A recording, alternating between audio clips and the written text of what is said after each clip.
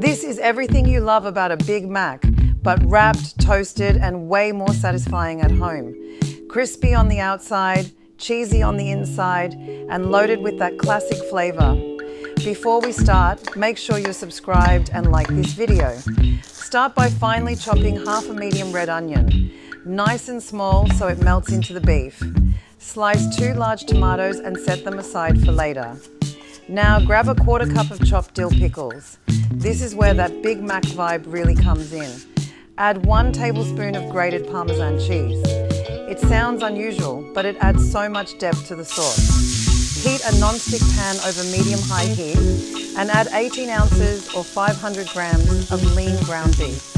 Season with a 1/4 teaspoon of salt and a 1/4 teaspoon of black pepper. Break the beef up and let it cook for 5 to 7 minutes. Add 1 teaspoon of garlic powder and 1 pinch of smoked paprika. Reduce the heat to medium, then stir in the chopped onion, the Parmesan cheese, and the chopped pickles. Add 1 tablespoon of mayonnaise, then 1 tablespoon of Worcestershire sauce for that savory depth. Add 1 tablespoon of barbecue sauce, followed by 1 tablespoon of ketchup and 1 tablespoon of yellow mustard. Mix everything really well and let it cook for 1 to 2 minutes. Now let's assemble our wrap in this order, and if you're enjoying it, hit subscribe for more easy recipes like this. Preheat a clean skillet, grill pan, or sandwich press over medium-high heat and lightly spray it with oil. Place the wrap seam side down first so they seal nicely.